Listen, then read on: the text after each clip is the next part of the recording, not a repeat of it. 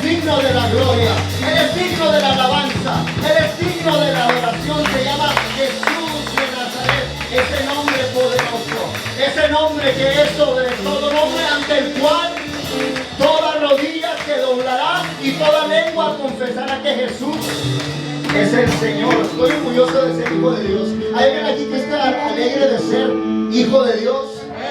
Es un privilegio, dice, a todos los que le recibieron, a los que creen en su nombre, les dio la potestad de ser llamados. Es un privilegio ser llamado hijo de Dios. Es un privilegio ser hijo del Rey de Reyes y Señor de Señores. Porque Él es bueno, Él es santo, Él es poderoso, Él es verdadero. Él es la fuente inagotable de misericordia. Él no nos ha dejado, no nos ha desamparado. Él nos ha amado con un amor eterno. Nos perdonó, nos perdona y nos sigue perdonando cuando venimos a Él arrepentidos. Él es digno de la alabanza. Él es digno de gloria y honra. Hermanos, vamos a abrir la palabra de Dios, porque a eso hemos venido, a escuchar la palabra de Dios. En el libro de Romanos, o la carta de los Romanos, capítulo 1, versículo 17. Y le voy a pedir hasta a los niños, ¿trajeron Biblia? ¿Teléfono? ¿Tablet? ¿Les presto uno? Ahí les prestan una tablet, por favor, a estos niños, alguien, para que nos ayuden a leer la Biblia. Ahora nos van a ayudar. Porque queremos dejarnos de contar poquitas historias personales, mejor vamos a la Biblia. Pero me van a ayudar, Ok, listos pues, les digo para que no estén cabeceando, Ponen listos. Y en cuanto le diga a la hija de Lino, a ver, la hija de Lino va a leer, se para y pone el dedo, ¿vale? Listos pues. ¿Quién quiere leer 1.17? Muy serios. ¿Quién quiere leer 1.17? ¿Traen Biblia? Dice por ahí un hermano que el que no trae Biblia cuando viene a la iglesia es como si fueras a jugar fútbol y no llevar pelota. O fueras al lago a nadar pero no hay agua. Hay que traer la Biblia. La Biblia está gratis ahí en la internet. Dice la palabra de Dios, porque en el Evangelio la justicia de Dios se revela por fe. ¿Por qué? Por fe. Y para fe. Como está escrito, vamos a decir toda esta frase, mas el justo, 1, 2, 3, mas el justo por la fe vivirá. Romanos 5:1 dice, justificados pues por la fe tenemos paz para con Dios por medio de nuestro Señor Jesucristo, que también tenemos entrada por la fe a esta gracia en la cual estamos firmes y nos gloriamos en la esperanza de la gloria de Dios. El título de este mensaje es Salvos por su gracia. Y nosotros somos la mayoría cristianos que ya tenemos mucho tiempo, puede tomar su lugar. Ya tenemos mucho tiempo en el Evangelio y diríamos, ¿me va a hablar otra vez de la gracia? Pues yo ya sé qué es la gracia. Pero si el apóstol San Pablo le está hablando y predicando a una iglesia en Roma que ya eran cristianos acerca de la gracia, es porque a veces no entendemos lo que es la gracia. ¿Verdad? Entonces, si el apóstol Pablo le predicó a esa iglesia, pues nosotros pasamos este mensaje a ustedes. Entonces, muy atentos y listos, Salvos por la gracia.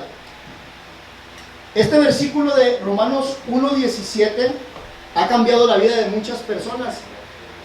La vida de una de esas personas que cambió radicalmente fue de Martín Lutero, el reformador. Ustedes saben quién es Martín Lutero, ¿verdad? Él es una persona que creció en la religión por muchísimos años y él empezó a agarrarle como un odio a Dios, porque él decía, si el pecado es castigado por Dios y yo no puedo dejar de pecar, entonces ¿por qué Dios me formó así? ¿No se han hecho esa pregunta? O sea, él decía, si Dios castiga el pecado y yo no puedo dejar de pecar, entonces ¿por qué Dios me hizo así? ¿Por qué me castiga Dios si yo no puedo dejar de pecar? Entonces él se martirizaba a sí mismo y se contradecía y estaba hundido en una religión donde quería ser salvo por las obras. Y él, cuando leyó este versículo de Romanos 1:17, le cambió totalmente la vida, porque el justo por la fe vivirá. Y quién sabe si algunos de nosotros ya lo hayamos entendido, ¿verdad? Pero la semana pasada les dije que la gracia, ustedes ya lo saben, es, ¿qué es? Que se oiga, ¿un qué? Un don inmerecido para nosotros, ¿verdad? O sea, la salvación nos la regaló el Señor Jesús. ¿Quién la regaló? Es un regalo. Pero también hay otro significado acerca de la gracia. Y el otro significado es, en griego, dikaio. D-I-K-W, con K de kilo. Tikao. Y ese significado, o esa palabra significa yo justifico. ¿Qué significa?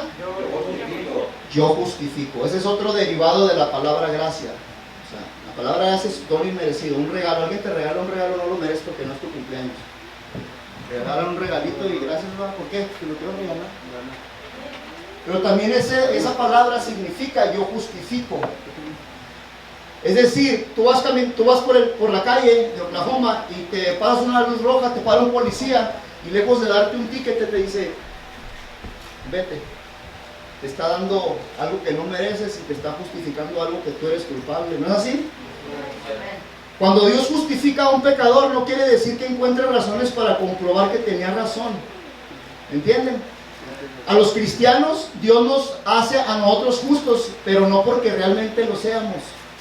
Ni siquiera significa en este punto que Él hace al pecador un buen hombre. Habrá un buen hombre, a veces decimos así la palabra sin pensarlo, ¿verdad? Este es un buen hombre. ¿Sí hemos dicho así?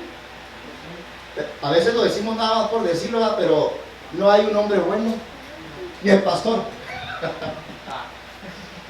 Bueno, a lo mejor yo soy el peor de los pecadores, pero no hay un hombre bueno, realmente no hay un hombre bueno. Dice un dicho por ahí, si realmente quieres conocer a Andrés, vive con él un mes. A mí me hubiera venido a la iglesia, pero a lo mejor no me conoces, allá que soy bien enojón. Y el enojo también es pecado. Más bien, justificar significa que Dios trata al pecador como si nunca hubiera pecado. Es decir, los que hemos sido bautizados en el nombre de Cristo y que nos hemos arrepentido, cuando Dios nos mira a través del sacrificio de Jesús, Él mira como quien dice a Jesús. Amén. Amén. Y lejos de castigarnos por nuestro pecado, Él nos da vida eterna. Él nos da salvación y nos da vida eterna por su gracia y su misericordia. ¿Estamos aquí todavía? Amén. En Romanos 1:16 la palabra del Señor dice, porque no me avergüenzo del Evangelio, porque es poder de Dios para salvación. Otra vez, porque no me avergüenzo del Evangelio, porque es poder de Dios para salvación. El apóstol Pablo está hablando de salvación, ¿no es así? Amén. Pero ¿de qué somos salvos? ¿De qué somos salvos? ¿Por qué estás aquí esta tarde? ¿Porque no tienes nada que hacer? ¿Porque quieres llenar un espacio de tiempo? ¿Verdad que no es así? Estamos aquí porque ¿qué? Número uno, yo vine aquí a adorar a Dios, pero principalmente porque lo estoy esperando. Estoy esperando su regreso, o más bien que Él nos arrebate en las nubes, ¿verdad? O que si muero, automáticamente me vaya con Cristo. No hay opción. O sea, si yo muero en esta tarde, no hay un purgatorio, ¿verdad que no? Es vida o muerte, cielo o infierno. Entonces, ¿por qué estoy haciendo aquí? Algún día voy a morir y estoy esperando a Cristo o que llegue la muerte. Pero principalmente somos salvos del infierno. Si hay un cielo, también hay un infierno. Hace poquito, el viernes, acaba de morir una señora de las lavazolas de la 44. ¿Han ido a lavar ahí? Se acaba de morir una viejecita así, que estaba muy arrugadita de la cara. Pero era muy buena gente con nosotros, con mi esposa, y cuando llegaba ahí abrazaba a mi esposa y le daba un beso. Acaba de morir, dice que le empezó a doler el estómago y murió. Y le digo a mi esposa, ¿y le hablaste de Dios? Y dice mi esposa que sí. Bueno, pero si fue así, que bueno. Pero el punto es de que estamos aquí, porque dice la Biblia, porque no me avergüenzo del Evangelio, porque es poder de Dios. ¿Para qué? Estamos aquí porque queremos ser salvos. Aunque esto ya no se predica mucho. Primero que todo queremos ser salvos de ¿qué? De no ir al infierno y de la ira de Dios. Salvos de morir y pasar la eternidad en el infierno por siempre. La cual, si nosotros nos ponemos a medirnos, todos merecemos ir al caso de los cigarrones. Si no hemos comprendido esto bien, no estaremos agradecidos con Dios. La gente va a llegar a la iglesia y va a decir, ¿por qué van a alabar a Dios? ¿Para qué lo alabamos? ¿Por qué lo alabas? Porque te dice el predicador que lo alabes, ¿no, verdad que no? Lo alabas porque estás agradecido con Dios, porque merecías ir al infierno y Dios te dio la salvación. Entonces llegas y si tú comprendes esto, le das un aplauso a Dios. ¿Alguien le puede dar un aplauso a Dios? Niños, jóvenes. ¿Cómo se llama tu hijo? Axel, que me confundo con los nombres. Le podemos dar aplauso a Dios porque Él dio su sangre preciosa por nosotros en una cruz. Tenemos gratitud. Si no comprendemos la ira de Dios por la injusticia de nuestro pecado, no aceptaremos que haya algo de qué salvarse. Y si no comprendemos algo que haya de qué salvarse, entonces no hay sentido de que yo les hable de salvación. Pero aún los cristianos, hermanos, aún los cristianos pentecostales, los cristianos bautistas, los cristianos luteranos, los cristianos de cualquier denominación, dependen de la gracia y la misericordia de Dios. ¿No es así? Yo y tú dependemos de un Salvador todos los días. Somos salvos por su gracia. Él nos declara justos por su gran amor, no que realmente lo seamos.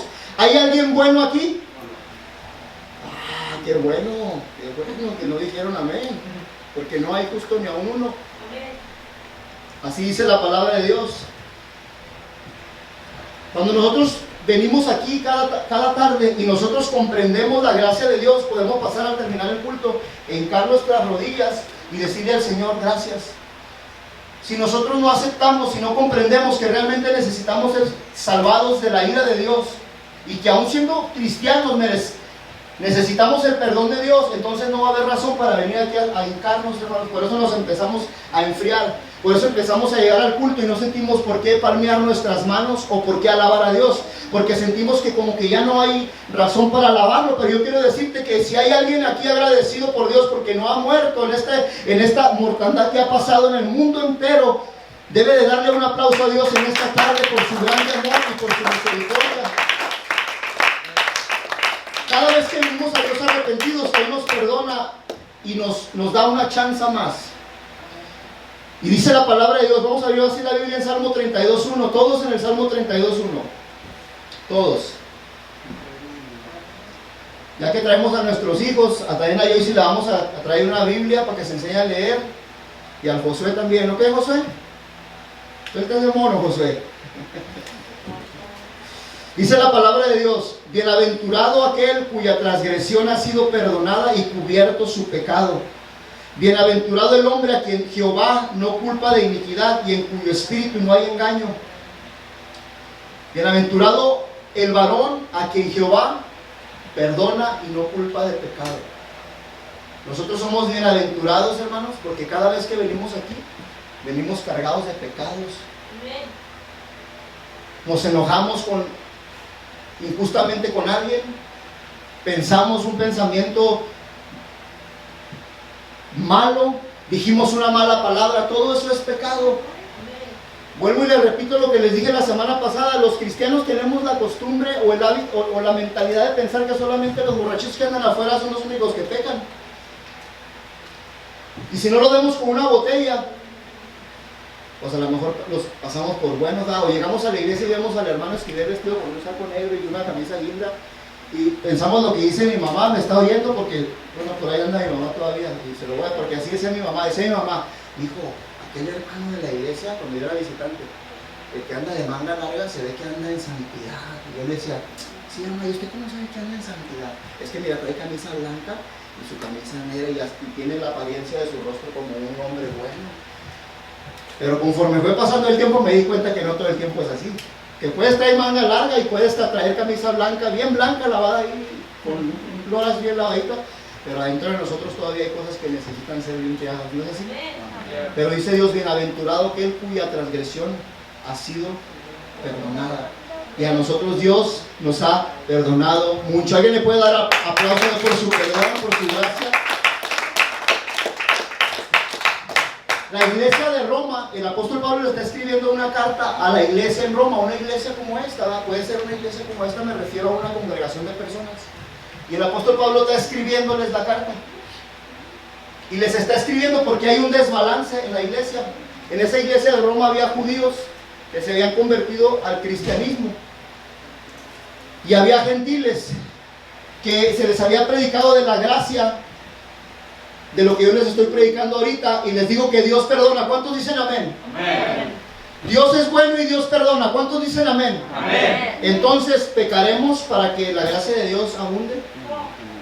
Porque ahí es otro extremo, ¿verdad? El apóstol Pablo está escribiendo la carta y dice, se están desbalanceando. Ahí andan unos liberales que andan diciendo que como Dios es gracia y bueno, entonces vamos a pecar.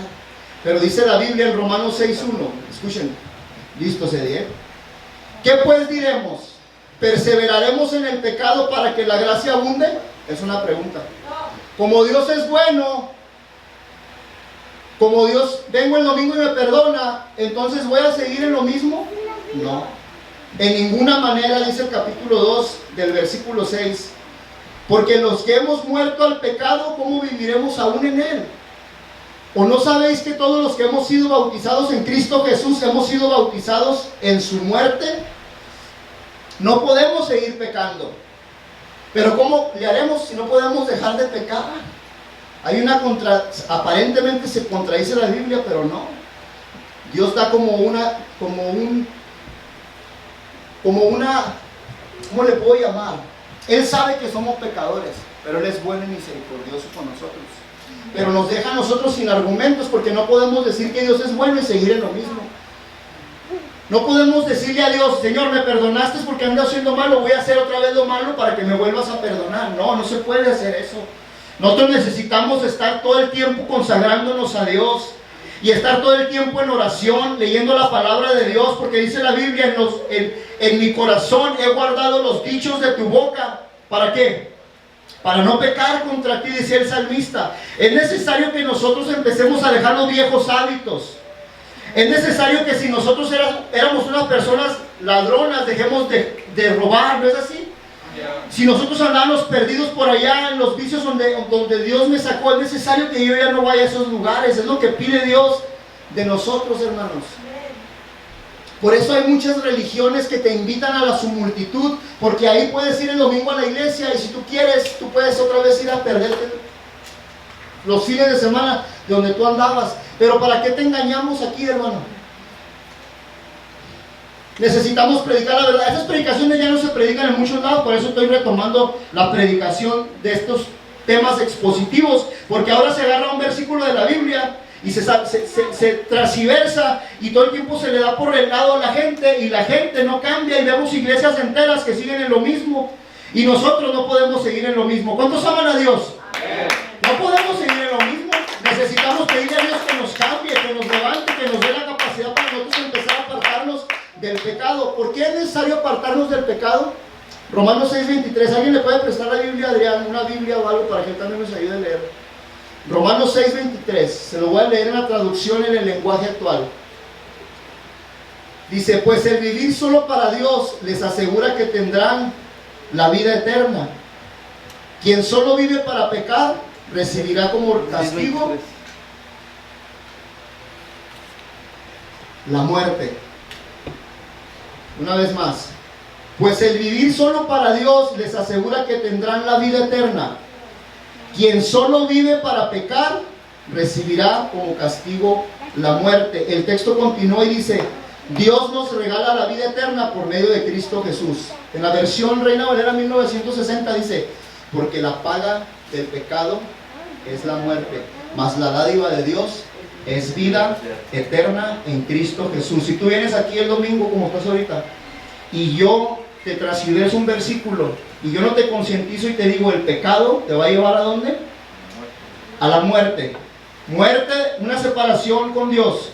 Muerte cuando vayas a morir, obviamente todos vamos a morir, pero la muerte después de que este cuerpo deje de vivir va a ser la muerte en el lago de fuego. Va a haber un fuego que nunca se apaga, donde va a ir la gente que no ha recibido a Cristo y que no quiere dejar de pecar. Eso es lo que dice la palabra de Dios. La iglesia de Roma, hermano, estaba, vuelvo y repito, formada por judíos y gentiles y estaba confundida. Los cristianos judíos querían seguir practicando y confiando en la ley ritual para ser salvos. Ellos se quedaron en el pasado y había leyes rituales que tenías que circuncidarte, lavamiento de manos, rituales, y ellos querían mezclar el cristianismo con los rituales del pasado. Por las obras de la ley, ningún hombre va a ser justificado. Es decir, tú puedes ir a la iglesia el domingo, ir y sentarte ahí en la iglesia, en cualquier iglesia, no solamente en esta, y tratar de compensar tu mente y decir, yo ya fui a la iglesia, allá voy a seguir en lo mismo saliendo de aquí, y tú como que calmas tu conciencia. Pero esos rituales o esa manera de pensar no te va a salvar. Los judíos estaban pensando en eso y ellos decían, como se nos entregó la ley a nosotros, entonces nosotros merecemos la salvación por los rituales que podamos practicar. Ellos juzgaban y condenaban sin misericordia a las personas que no eran judíos, a los cristianos que conformaban la iglesia allá en Roma, pero muchas veces ellos eran igual o peor que ellos. Ellos les pasaba lo que al rey David. Había un hombre que se llamaba David, era el rey de Israel. Fue llamado al reinado muy jovencito. Y cuando este muchachito lo hicieron rey, era un muchachito muy humilde, muy buen muchachito. Dicen que era bonito de ojos, ¿verdad? Tenía pelo rubio, no sé si aquí la Biblia tenía pelo bueno, algo así. Tenía su pelo, era de hermoso parecer y de ojos bonitos, dice la Biblia, eso sí lo puedo decir con certeza, porque no le quiero atribuir de más. Total, este jovencito, cuando ya se hizo rey, se le empezó a subir el apellido arriba. Entonces este rey, dicen que cuando salían los reyes a la guerra, dice que se levantó tarde. Dice ahí en la Biblia, dice, y se levantó tarde este hombre y se paseaba por el terrado de un balcón mientras sus guerreros andaban peleando. En eso que está ahí de flojo y de perezoso, en lugar de andar en la guerra, dice que miró a una mujer hermosa que se estaba bañando y le mandó decir a uno de sus siervos, ven, ¿esa mujer quién es? Dijo, esa es la mujer de Urías Eteo. Dijo, tráemela. Y como tenía poder, hizo cosas que no debía de hacer con ella, que hay niños no tenemos algo muy explícito. Cuando este hombre cometió su pecado, para encubrir su pecado, trató de poner tomado a Urías Eteo y mandarlo a casa, porque la mujer había quedado embarazada. Era malicioso.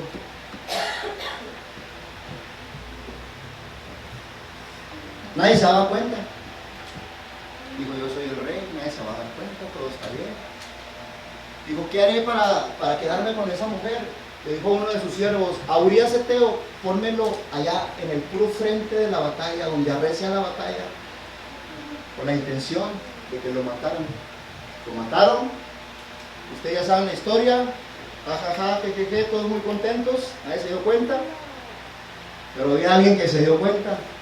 Ese se llama Dios, que recorre toda la tierra su mirada. Y le dijo a un profeta, ve con David, confróntale su pecado. Y el Natán, el profeta, fue y le contó una historia bien sencilla, como de niños. Le dijo, David, ven, dice, mira, había un hombre rico en una ciudad y había otro hombre pobre en esa ciudad. Los dos tenían mucho ganado, muchas ovejas. Este hombre pobre nada más tenía una sola corderita y la trataba como de su familia. Dice, y cuando vinieron unos a visitar al hombre forastero, a este hombre rico, vinieron hombres de afuera, y se le, en lugar de agarrar uno de sus ovejas y sacrificarlo a matarla para darle de comer al viajero, dice, agarró la única ovejita que tenía este hombre. Y a David le salió la ira. Y dijo David, hey, tal hombre es digno de muerte, debe pagar con 4 tantos la cordera que agarró, y sentenció al hombre de muerte por un acto menos grave del que él estaba tratando de esconder. Cuando dijo, ese hombre es digno de muerte, el profeta lo miró a los ojos y le dijo, tú eres ese hombre. Y acabas de echar la sopa al cuello, y por tú mismo estás sentenciando a alguien por un caso que es menos fuerte que el tuyo, pero tú lo estás juzgando porque piensas que nadie te está viendo. Y así eran muchos de los religiosos judíos de la iglesia de Roma. Ellos escondían su pecado, ellos decían, yo soy salvo por la ley, y la ley no puede salvar a nadie. Los 10 mandamientos no pueden salvar a nadie. Podemos esforzarnos por practicarlos, y debemos de esforzarnos, pero si cumplimos 9 y quebramos uno, nos hacemos culpables de los otros 9.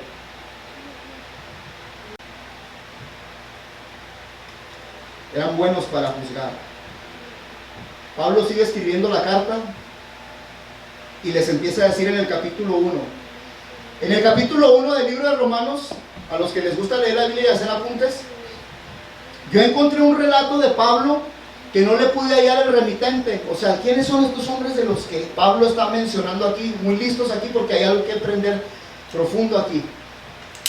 Quizás Pablo está usando un personaje imaginario o está dándoles un ejemplo, o quizás en esa iglesia hay gente con estas características que les voy a leer.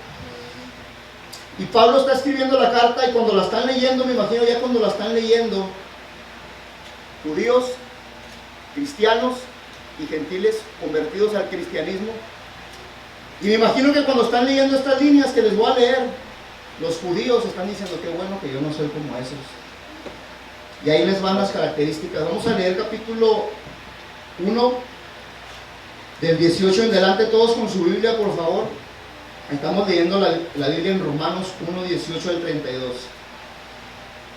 Ustedes imagínense, ¿va? A la iglesia, no sé si sería 20 personas, 30,000, 2,000, no sé. Era una iglesia. Y están escuchando lo que yo les voy a decir. Están los judíos convertidos al cristianismo y los gentiles convertidos al cristianismo. Y la carta empieza a decir de esta manera, versículo 1, versículo 18 al 32. Dice así: pero la gente ha negado injustamente la verdad acerca de cómo es Dios. Están leyendo la carta. Y el Dios Altísimo está muy enojado. ¿Está muy qué? Enojado. Lo estoy leyendo en la traducción lenguaje actual. Por toda esta maldad e injusticia. Esa gente, o sea, esta gente que les está leyendo, yo no pude encontrar a quién se la está escribiendo. Obviamente los está haciendo que escuchen estas palabras a la iglesia de Roma, pero dije, ¿quiénes son estos hombres? ¿Son los de la iglesia de ahí? ¿O son simplemente personas que están mencionando de la antigüedad? Pero bueno, continúa así. Esa gente sabe todo lo que se puede saber acerca de Dios, pues Dios mismo se los ha mostrado. Por medio de lo que Dios ha creado, todos podemos conocerlo y también podemos ver su poder. ¿Quién puede negar el poder de Dios esta tarde? ¿Quién podrá decirme a mí que Dios no existe cuando la tierra está girando en la nada, suspendida en la nada? ¿Quién me puede decir que Dios no existe cuando si la tierra se acerca un poco más al sol nos achicharramos y si se aleja un poco más nos congelamos? ¿Quién puede negar que Dios existe? Así que esa gente no tiene excusa, pues saben de Dios, pero no le respetan ni le dan gracias. No piensan más que en hacer lo malo y en puras tonterías. Creen que lo saben todo, pero en realidad no saben nada. En vez de adorar al único y poderoso Dios que vive para siempre, adoran ídolos que ellos mismos se han hecho. Ídolos con forma de seres humanos, mortales al fin y al cabo, o con forma de pájaros, de animales de 4 patas y de serpientes. ¿Se dan cuenta lo que esta gente está practicando? Esta gente está dándole culto a las imágenes. Es lo que dice la Biblia. Que esa gente, en lugar de adorar al creador del universo, le está dando adoración ¿a quién? A las imágenes. Por eso Dios los ha dejado hacer lo que quieran, y sus malos pensamientos los han llevado a hacer cosas con sus cuerpos muy vergonzosas. Aunque se está hablando del pasado, en el pasado, esto que estamos leyendo aquí está en el presente y aún está multiplicado.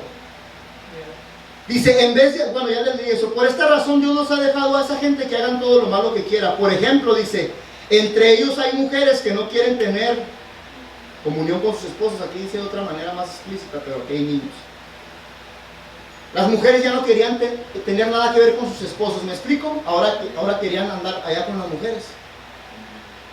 Y también hay hombres que se comportan de la misma manera, pues no volvieron a estar con sus mujeres como marido y esposa, sino que se dejaron dominar por sus deseos de tener que ver con otros hombres. Se parece al tiempo de este tiempo, se parece a algo parecido, todavía estamos peor ahorita. En el mundo en el que estamos viviendo. Mi esposa fue a Fresno y le dijo, mamá, la palabra de Dios dice en la carta de los Corintios capítulo 6 versículo 9 que los homosexuales no heredarán el reino de Dios. Le dije, si la señora nunca ha escuchado de Dios, pues le hablaste es duro, ¿verdad? Pero así dice la palabra de Dios. ¿Saben qué le dijo la mamá de mi esposa a mi esposa? Le dijo, ustedes están bien raros. Ahora los raros somos nosotros. Ahora, hermanos, este tipo de conductas se quiere meter a la iglesia. Yo sé que si alguien ve este video me van a tirar con todo, pero es la verdad. Ahora la gente quiere, pues Dios es amor, y quiere pasarse al otro bando, y quieren llegar a la iglesia y alabar a Dios el domingo, y quieren tener en sus páginas de Facebook versículos de la Biblia, pero también prácticas homosexuales. Y si nosotros no predicamos esto, que esto es pecado, ¿qué es esto? Pecado. Eso no es normal y eso es pecado. Dios hizo al hombre y a la mujer, ¿no es así? Entonces, por más que nosotros queramos buscarle el lado positivo, si una persona está practicando estar con otro hombre, eso se llama pecado, y dice la palabra de Dios que no heredarán el reino de Dios. No lo digo yo, hermano, lo dice la Biblia.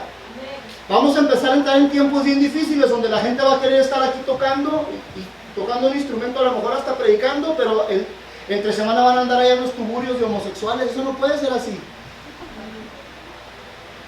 De este modo hicieron cosas vergonzosas los unos con los otros y ahora sufren en carne propia el castigo que se buscaron. Los romanos están como ustedes escuchando lo que se está leyendo, igualito así. Dice, como no han querido tener en cuenta a Dios, Dios los ha dejado hacer todo lo malo que su mente inútil los lleva a hacer. Y aquí pongan atención, bien listos.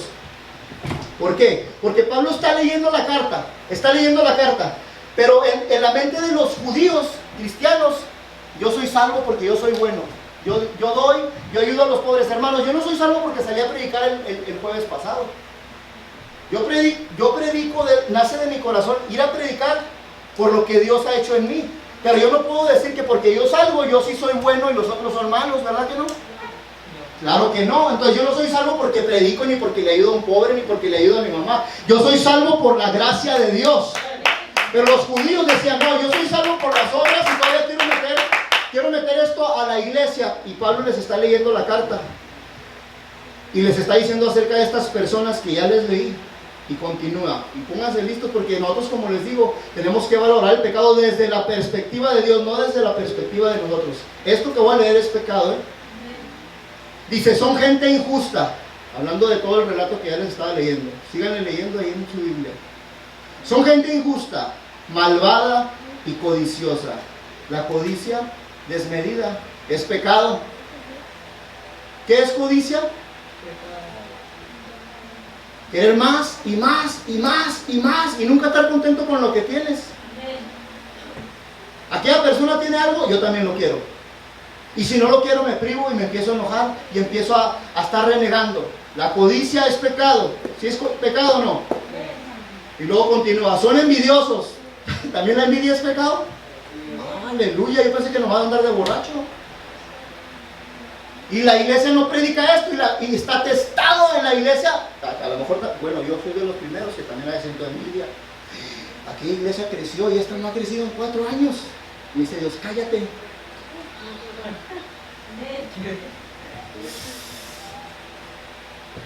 Son envidiosos. ¿La envidia es pecado?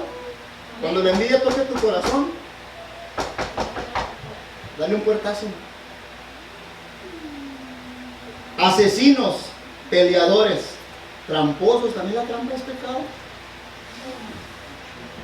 Y chismosos. Hablan mal de los demás, odian a Dios, son insolentes y orgullosos y se creen muy importantes. Siempre están inventando nuevas maneras de hacer el mal y no obedecen a sus padres. También obedecer a nuestros padres es pecado. No quieren entender la verdad ni se puede confiar en ellos. No aman a nadie ni se compadecen de nadie. Dios ya lo ha dicho y ellos lo saben. Que quienes que nacen esto merecen la muerte. También los envidiosos. También los desleales. Y a pesar de esto, dice, no solo siguen haciéndolo, sino que también felicitan a quienes también lo hacen. Quizá los judíos convertidos al cristianismo estaban, amén. Porque nosotros somos salvos por la ley, nosotros no somos como esos. Hermanos, a mí también me llega la envidia, a veces también soy envidioso. A veces también quiero, pero a las de ya lo que tiene el otro. Ya, ahorita ya. Y eso también es pecado, a veces también soy injusto y también a veces soy chismoso.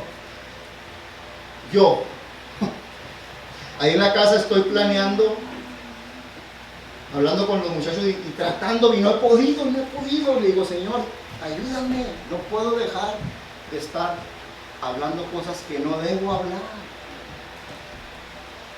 Y necesito que me ayudes, necesito tu ayuda. Ahí están los judíos oyendo todo este relato y les está pasando lo que al fariseo y al publicano. ¿Se acuerdan del fariseo y el publicano? ¿Sí se acuerdan o no se acuerdan? No. Bueno, pues ahí se los para que se recuerden. Está un hombre orando, o dos hombres están orando, y dice la palabra de Dios en Lucas 18:9. A unos que confiaban en sí mismos como justos y menospreciaban a los otros, dijo también esta parábola. Dos hombres subieron al templo a orar. Uno era fariseo y el otro publicano. El fariseo, puesto en pie, oraba consigo mismo de esta manera: Dios, te doy gracias porque no soy como los otros hombres, ladrones, injustos, adúlteros, ni aun como este. Yo ayuno 2 veces a la semana, doy diezmos de todo lo que gano. Y le estaba sacando ahí todas sus virtudes al Señor en su oración. Y el publicano estaba de lejos y no quería ni aún alzar los ojos al cielo, sino que se golpeaba el pecho diciendo: sé propicio a mí, pecador. Y el Señor dice en esta parábola: os digo que este descendió a su casa justificado antes que el otro, porque cualquiera que se enaltece será humillado, y el que se humilla será enaltecido. Denme un aplauso a Dios, porque ya se me quedaron muy serios.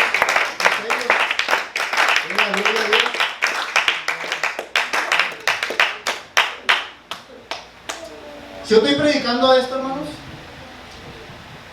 y usted logra captarlo en su mente y en su corazón, usted siempre va a llegar al culto glorificando al que vive y reina para siempre.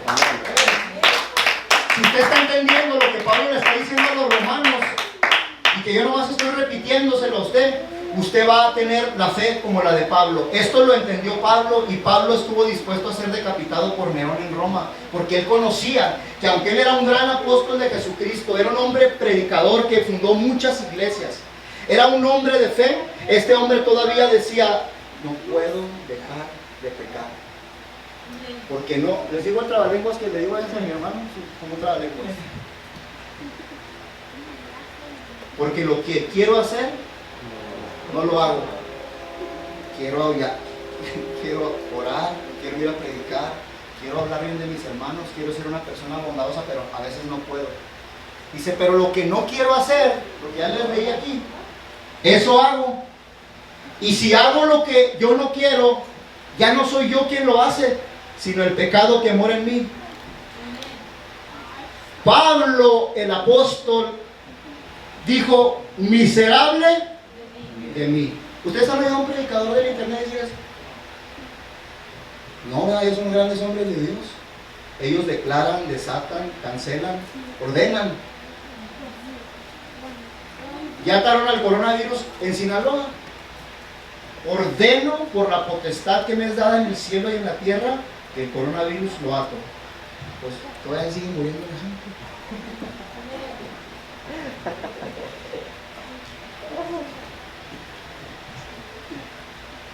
Yo quiero, hermanos, tener 3 gentes que amen a Dios. Yo quiero tener 3 gentes, o las que Dios quiera traer a esta iglesia, pero sean gentes sinceras que amen a Dios. No somos salvos porque hacemos lo bueno, ni estamos permitidos a seguir pecando porque Dios perdona. ¿Y están aquí? Porque, escúchenme bien, porque si vivimos conforme a la carne moriremos, mas si por el Espíritu hacemos morir las obras de la carne viviremos. Si usted sigue pecando deliberadamente y le viene un mal, usted no se puede andar quejando y diciendo por qué le vino el mal. Estamos en una guerra espiritual, y si usted le abre las puertas al diablo, el diablo va a meterse y lo va a desbaratar.